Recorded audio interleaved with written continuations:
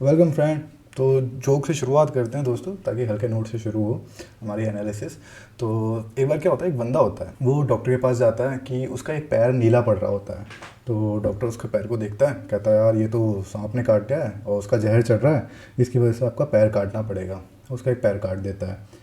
फिर उसके बाद से कुछ दिन बाद देखता है उसका दूसरा पैर भी नीला पड़ रहा है। फिर वो डॉक्टर के पास जाता है, वो बोलता है यार डॉक्टर साहब फिर से मेरा दूसरा पैर भी नीला पड़ने लग गया। वो कहता है यार लग रहा है इस पैर में भी जहर चढ़ने लग गया, इस पैर को भी काटना पड़ेगा। तो दोनों पैर काट देता है, और तो उसके बाद क्या होता है, उसके लिए लकड़ी के पैर लगा देता है वो।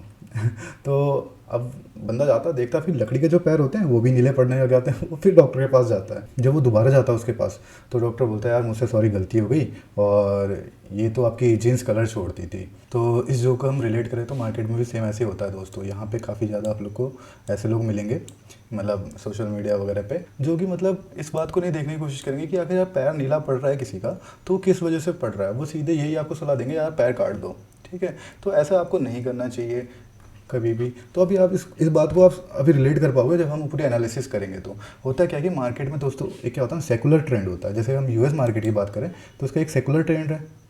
सेकुलर ट्रेंड क्या होता है कि मतलब वो ऊपर की तरफ ही जाता है। कोई भी मार्केट या इकोनॉमी जो भी कुछ भी होगा ना, वो मार्केट जनरली ग्रो करता है। तो सिंपल सी बात है, लॉन्ग टर्म में सब कुछ ग्रो करता है। अगर हम इकोनॉमी की बात करें तो लॉन्ग टर्म में ग्रो ही करता है।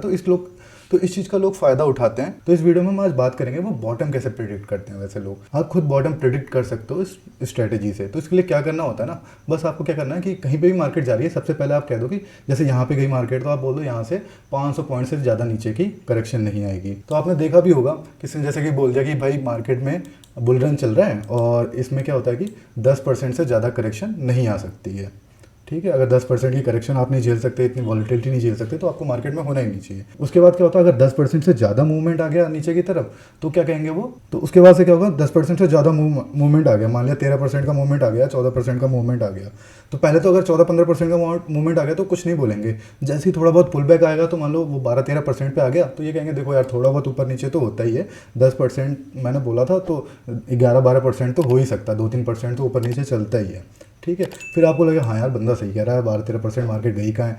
फिर उसके बाद से क्या होगा, जैसे और नीचे आ गया, मान लो 20% करेक्शन आ गया, तो क्या बोलेंगे, अभी देखो मार्केट में ऐसा होता है वैसा होता है, मतलब नए नए आपको रीजंस बताएंगे। ठीक है, तो ये एक कन्फर्मेशन बायस होता है। हम लोग क्या करते हैं, हम उनको फॉलो करने लग जाते हैं, और उनका व्यू मतलब यहाँ पे भी सेम रहेगा, मतलब हाई पे भी सेम रहेगा और लो पे भी सेम रहेगा। अब चाहे कितनी भी मार्केट नीचे गिर जाए ना, वहाँ पे भी उनका व्यू कभी चेंज नहीं होगा। कहने के लिए वो बोलते हैं कि हम चेंज हो जाएंगे, ठीक है, लेकिन वो होते नहीं है। अगर जैसे मतलब 20% का करेक्शन बोलेंगे, यार देखो अभी करेक्शन का जो टाइम होता है वो पूरा हो गया है, तो मेरा दिल कह रहा है कि यहाँ पे कहीं ना कहीं बॉटम बन सकता है, इस टाइप की बातें करेंगे। तो आपको क्या है कि ये लगेगा कि यार अब वहाँ से अगर रिवर्सल आ गया तो ठीक है, फिर वो पूरा क्रेडिट लेंगे इस बात का कि यार देखा मैंने कहा था यहाँ पे बॉटम बन गया, मैंने कहा था ऐसा, मैंने कहा था वैसा। तो ऐसी बातें करते हैं, तो उसमें क्या होता है, लोग फंस जाते हैं। तो आपको इस चीज़ के चक्कर में नहीं फंसना है दोस्तों। आपको अपनी एनालिसिस करना सीखना है खुद। अगर आप ऑलरेडी इन्वेस्टेड हो तो आपको क्या है कि मतलब ये नहीं कि स्टॉक बेच के निकल जाओ। कुछ लोग आपको उल्टा ऐसा भी बोलते हैं कि यार अगर मार्केट में मतलब थोड़ी बहुत वीकनेस देखने को मिलेगी तो ऐसा बोलेंगे कि यार मार्केट से निकल जाओ, सेल सब कुछ सेल कर दो और निकल जाओ। तो वो भी करना गलत होता है, क्योंकि क्या होता है कि देखो ये कोई समझदारी नहीं है। आप हैज किसको कर रहे हो। अब मान लो आपने क्या किया, मार्केट में अपने जो भी स्टॉक थे वो सारे बेच दिए। अब क्या किया आपने, आप कैश में बैठ गए और कैश को हेज करने के लिए आपने क्या किया है, मार्केट को शॉर्ट कर दिया। तो ये कोई समझदारी नहीं होती है दोस्तों। इसमें क्या है कि आपको अगर मार्केट ऊपर चली गई तो आपको डबल लॉस होगा ना। एक तो आपने सेल कर दिया, अब आपको क्या करना पड़ेगा, ऊपर लेना पड़ेगा। और अगर आपने क्या कहते हैं मार्केट शॉर्ट कर रखा, वहाँ से भी आपको लॉस होगा। तो अभी हम इसके बारे में बात करेंगे, क्रेडिट साइकिल के बारे में आगे चल के बात करेंगे। तो साइकिल में चलती है मार्केट, ठीक है।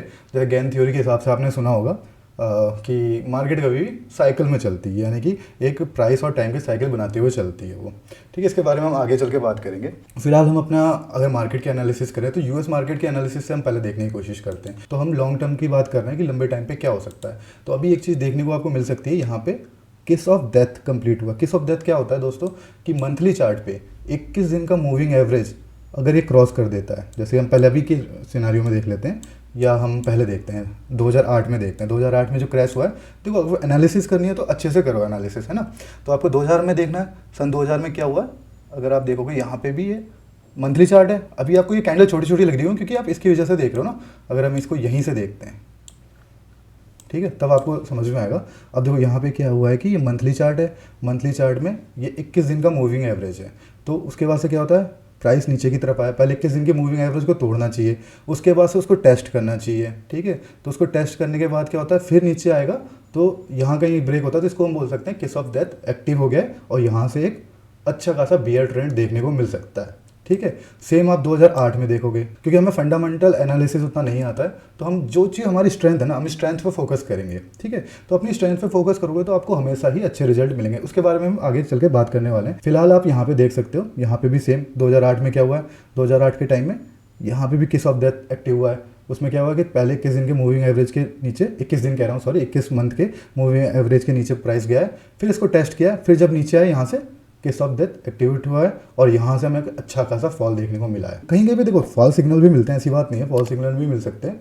तो उसमें क्या है कि आप एग्जैक्टली नहीं बता सकते कि ऐसा ही होगा। मार्केट में क्या कि सब कुछ अनसर्टेन होता है, ठीक है। इसके बारे में हमने काफ़ी बात की है कि जैसे अब वाली बात करें, हमने जो सिंपल जोक लिया था हमने पहले शुरुआत में, तो उसमें क्या है कि हमें क्या करना है, हम देखो पहले तो प्रेडिक्ट नहीं कर सकता। कोई कहेगा कि यार मैं अगर उस साइड से नहीं जाता, जैसे सांप वाले काटने वाले एग्जाम्पल में लिया था कि अगर ये कहता कि मैं उस रास्ते से नहीं जाता तो मैं शायद बच जाता, हमें गिल्ट होता ना बाद में, तो हम उसे पहले से नहीं बता सकते थे कि कहाँ पर क्या चीज़ होने वाली है। लेकिन अगर कोई चीज़ हो गई है तो उसका हम सही ट्रीटमेंट कर सकते हैं, तो उसके लिए थोड़ी सी हमें इंटेलेक्ट की ज़रूरत होती है, ठीक है। तो अभी का टाइम ऐसा है कि दोस्तों अगर हमें ज्ञान का हथौड़ा चाहिए तो उसके साथ साथ हमें इंटेलेक्ट की कुल्हाड़ी भी चाहिए, ठीक है। जैसे स्टॉर्म ब्रेकर देखा आपने, थॉर के पास होता है ना स्टॉर्म ब्रेकर लेके आता है, वो जब थानोस दोबारा स्नैप कर देता है वहाँ पे, तो उसके बाद वो स्टॉर्म ब्रेकर लेके आता है। उसमें क्या होता है उसके पास क्या होता है, ज्ञान के हथौड़े के साथ साथ इंटेलेक्ट की कुल्हाड़ी भी होती है। एकदम ब्लाइंडली फॉलो नहीं करना किसी चीज़ को, आप खुद भी देखो, अगर आपको कोई चीज़ बताता है तो उसको कंपेयर करो, लास्ट में ऐसा कैसे हुआ है और ये सच में सिग्नल काम करता है नहीं करता है।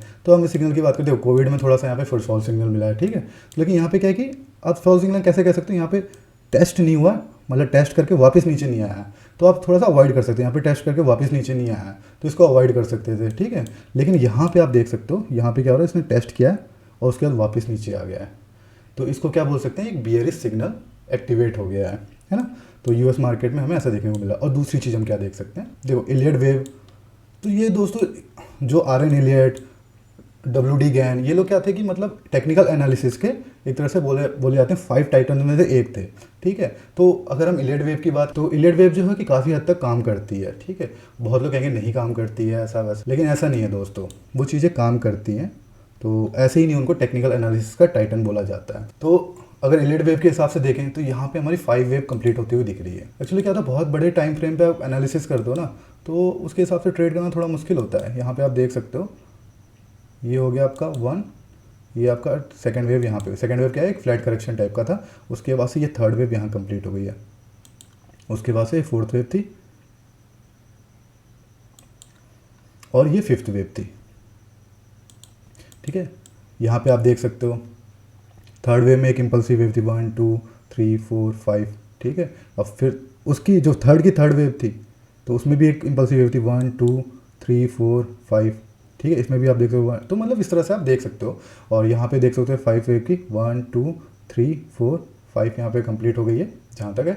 और ये अब ये करेक्शन चल रहा है, तो ये जो करेक्शन है दोस्तों, ये काफ़ी हायर टाइम फ्रेम का हो सकता है। तो हायर टाइम फ्रेम का करेक्शन है, तो इसमें कह सकते हैं कि ये क्या होता है कि जनरली अगर हम देखें, वैसे तो अब ये चार्ट इनकम्प्लीट है, इसके पहले का कोई चार्ट नहीं है, तो यहाँ से देखने की कोशिश करते हैं। वैसे भी ये मतलब 200 के आसपास से शुरू करते हैं और इसका पूरा देखते हैं करेक्शन।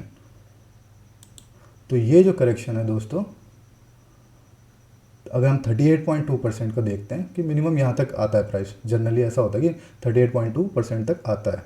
तो ये प्राइस हमें यहाँ पे आता हुआ दिख रहा है 3100 पे। तो ये थोड़ा बहुत आगे तक की बात हो गई, अब ये कितने महीने लग जाएंगे इसमें हम अभी नहीं कह सकते, लेकिन एक अच्छा टाइम होगा हमें अच्छे स्टॉक एक्यूमुलेट करने का। और इसके हिसाब से हम इंडियन मार्केट को भी देख सकते हैं। और यहाँ पे 50% करेक्शन की बात करें तो इस पूरे वेव का तो यहाँ तक आता है। और मिनिमम रिक्वायरमेंट की बात करें तो यहाँ तक आना चाहिए, जो ये फोर्थ वेव है, फोर्थ वेव के अंदर आनी चाहिए जो करेक्शन है, कम से कम इसके नीचे आनी चाहिए। तो मिनिमम यहाँ तक तो आना ही आना है इसको, ठीक है। मतलब जनरली ऐसा होता है इलियड वेव के हिसाब से।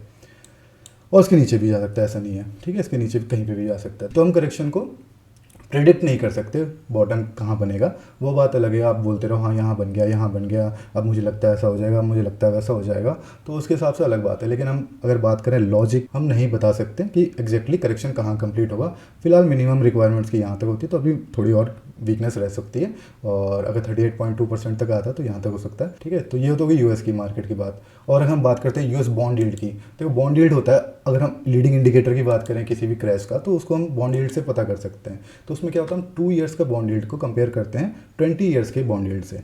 तो 2 ईयर्स का बॉन्ड यील्ड क्या होना चाहिए, मतलब कि देखो 2 साल के लिए आपने किसी को भी अगर ब्याज पे पैसे दिए ना, तो आप सोचोगे यार मतलब कि इंटरेस्ट आपको कम मिलेगा, लेकिन आप खुद 20 साल के लिए किसी को ब्याज पे पैसे दे रहे हो तो आप सोचोगे यार थोड़ा ब्याज ज़्यादा मिले मेरे को।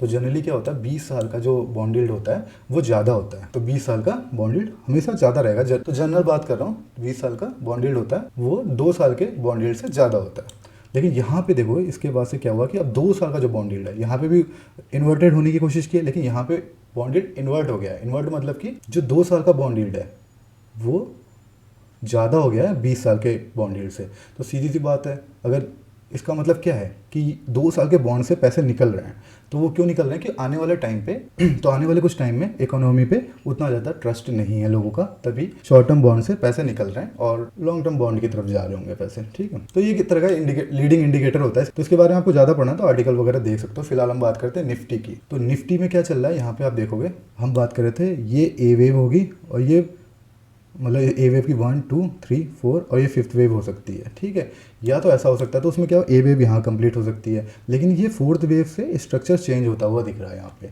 क्योंकि यहाँ से अगर रिवर्स होकर आ जाता तो हम कहते हैं कि हाँ यहाँ 5th वेव कंप्लीट हो गई है, लेकिन यहाँ से थोड़ा स्ट्रक्चर हमें चेंज होता हुआ दिखा है। तो इसको हम बोल सकते हैं ये ए वेव यहीं कंप्लीट हो गई थी। तो यानी कि हम इसकी पॉसिबिलिटी की भी बात कर रहे थे, क्योंकि हमें पॉसिबिलिटी ही बात कर सकते हैं दोस्तों, वो हमारा डिसीजन है कि हमें कहाँ रिस्क रिवॉर्ड सही मिल रहा है, उस हिसाब से हम अपना बेट करेंगे। ठीक है, तो यहाँ पे 1 2 3 4 और 5 वेव यहाँ पे कंप्लीट हो गए। तो यानी कि एक ए वेव कंप्लीट हो गई है, अब ये बी वेव हो सकती है और यहाँ से सी वेव आ सकती है, या फिर यहाँ पे 1 2 और यहाँ से थर्ड वेव आएगी। तो उसको हम देखेंगे वो यहाँ पे क्या होना चाहिए, लो के आसपास कंसोलिडेट करके आएगा नीचे। अगर कंसोलिडेट का मतलब क्या होता है कि जब मैं बोल रहा था 1 2 1 2 करके जाती है वेव, तो उसमें क्या होता है, जैसे ये हो गई आपकी 1 2, फिर उसके बाद 1 2 1 2, तो इस टाइप का स्ट्रक्चर बनता है। तो थर्ड वेव जो होती है वो काफ़ी स्ट्रॉन्ग होती है।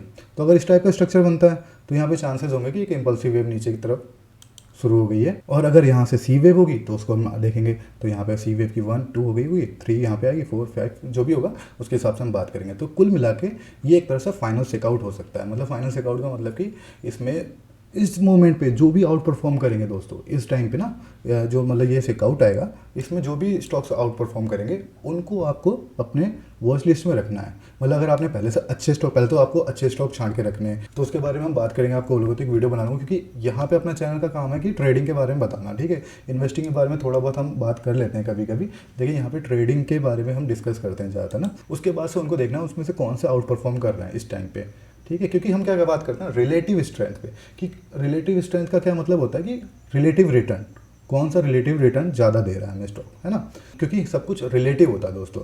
तो जैसे हम बॉन्ड मार्केट की बात करें, अगर यही हमें 15-20% का रिटर्न देगा और स्टॉक मार्केट हमें 12-13% का रिटर्न देगा, तो यहाँ पे हम नहीं इन्वेस्ट करेंगे, हम बॉन्ड में इन्वेस्ट करेंगे। तो वही चीज़ होती है दोस्तों, यहाँ पे सब कुछ रिलेटिव होता है। तो उसके बारे में एक वीडियो में एक्सप्लेन किया था थोड़ा बहुत, आप यहाँ से आई बटन पर देख सकते हो उस वीडियो को, कोशिश करूँगा आई बटन पर डाल दूंगा उसको, तो वो देखना आपको वहाँ से सीखने को मिलेगा कि इस इकोनॉमी की साइकिल के हिसाब से कैसे कैसे सेक्टर मूव करते हैं, मतलब पैसा कैसे एक सेक्टर से दूसरे सेक्टर में जाता है। इस बारे में आप थोड़ा बहुत वहाँ से आपको गाइडेंस मिल जाएगा। फिलहाल हम बात करें तो यहाँ पे एक हमें रीडिस्ट्रीब्यूशन होता हुआ दिख रहा है। रीडिस्ट्रीब्यूशन होता हुआ क्यों दिख रहा है दोस्तों, क्योंकि यहाँ पे देखो हमने बात की ना, एक्यूमुलेशन में क्या होता है, लोज मैनिपुलेट होते हैं और डिस्ट्रीब्यूशन में हाई मैनिपुलेट होते हैं। तो यहाँ पे चांसेस है कि यहाँ पे रीडिस्ट्रीब्यूशन हो, उसके बाद से नीचे प्राइस आए। तो उसके बारे में हम आगे चल के जैसा प्राइस का एक्शन होगा उस हिसाब से बात करेंगे।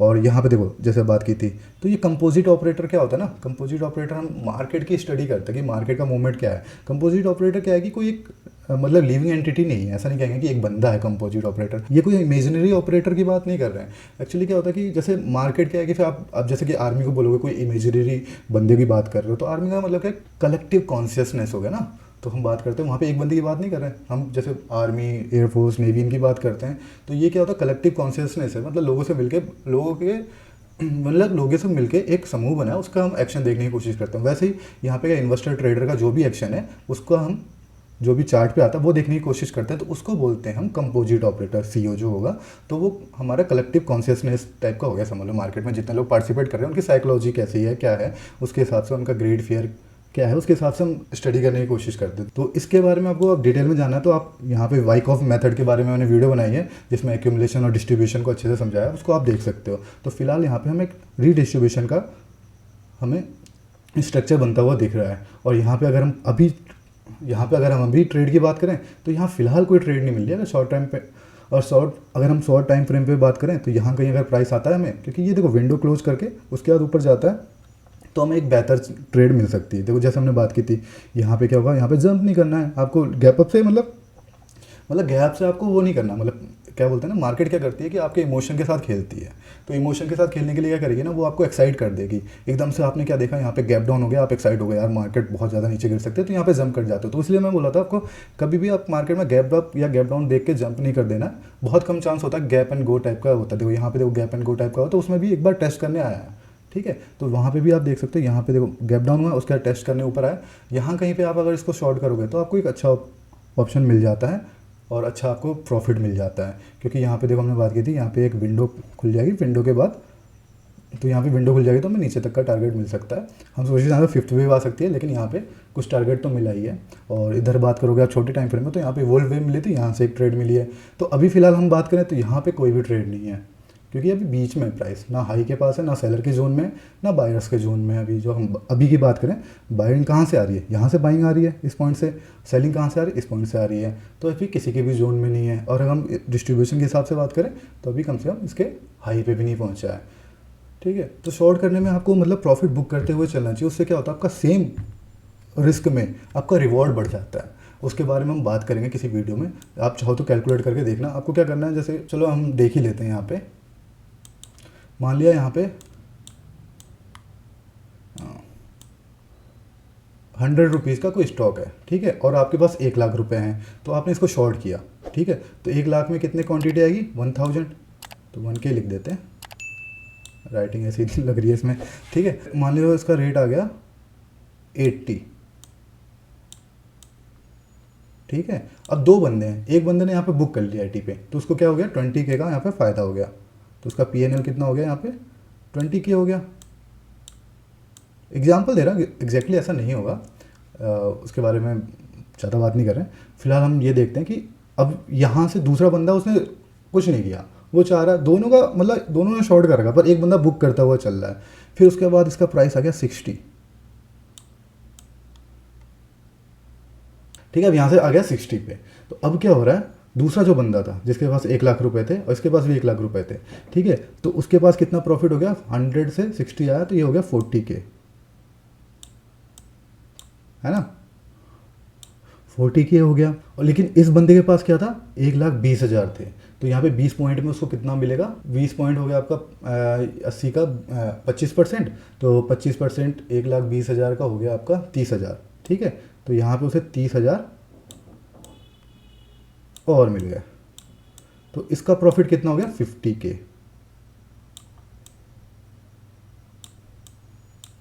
और दूसरे वाले का प्रॉफिट कितना, जिसने बस सेल किया था, होल्ड किया और 40K पे निकल गया। तो ये फ़ायदा होता है दोस्तों। शॉर्ट का थोड़ा सा अलग चलता है दोस्तों, बाई एंड होल्ड में है ना आपका सेम होगा, कि मतलब अगर देखो सेम दोनों बंदे ने क्या किया, तो ये भी 100 से शॉर्ट था, ये भी 100 से शॉर्ट था, लेकिन इसने क्या 80 पे एक बार बुक करके अपनी पोजीशन चेंज करके दोबारा बढ़ा के पोजीशन लगा दी। इनिशियल रिस्क दोनों 1-1 लाख रुपए लेके आए थे, लेकिन यहाँ पे इसका प्रॉफिट हो गया 50% प्रॉफिट में और ये 40% प्रॉफिट में। तो ये फ़र्क हो जाता है दोस्तों, थोड़ा इस पर मतलब आप ध्यान दोगे तो आपको समझ में आएगा। तो ये चीज़ है दोस्तों, आपको शॉर्ट में क्या करना है, अपना प्रॉफिट बुक करना, जहाँ पे भी आपको सपोर्ट वपोर्ट मिल रहा है उसके बाद दोबारा वो सपोर्ट टूटता है एंटर कर सकते हो। मतलब फोमो में नहीं आना कि आपको यार मेरी ट्रेड छूट जाएगी या फिर कुछ ऐसा ना। तो लेकिन अपना अपना ट्रेडिंग का तरीका होता है, जिसको जैसा पसंद आता है उसको वैसे करना चाहिए। फिलहाल हम देख रहे हैं यहाँ पे हमें डिस्ट्रीब्यूशन होता हुआ दिख रहा है। शॉर्ट टर्म टाइम फ्रेम में हमें कम से कम या तो सेलर के जोन में जाए प्राइस या बायर्स के जोन में, तब हम देख सकते हैं छोटी मोटी ट्रेड हमें देखने को मिल सकती है। बाकी हम अगर लंबी ट्रेड की बात करें तो यहाँ पे मैंने उसके बारे में बात कर ली है। अगर आपको लंबे टाइम फ्रेम के हिसाब से ट्रेड देखनी है तो उसके हिसाब से आपको देखने को मिल सकती है। तो कुछ क्वेश्चंस थे, उसके बाद उसको हम लेने वाले हैं। हो सके तो नेक्स्ट वीडियो में आपके कुछ क्वेश्चन हैं जिनको क्लियर कर दूंगा। तो अगर मैं उसका कमेंट में जवाब देता हूँ तो केवल एक बंदे पे ही आंसर जाएगा ना उसका, लेकिन अगर कोई बढ़िया क्वेश्चन है, मतलब ढंग का क्वेश्चन है, तो उसको अगर हम लेते हैं उस पर एक स्पेशल वीडियो बना दे तो और लोग की भी हेल्प हो जाएगी। तो हो सकता है तो कल मैं उस वीडियो को डालने की कोशिश करूँगा। फिलहाल आप लोग सीखते रहिए और अपने अपने घर वालों का ध्यान रखिए। मिलते हैं दोस्तों नेक्स्ट वीडियो में। Thank you so much.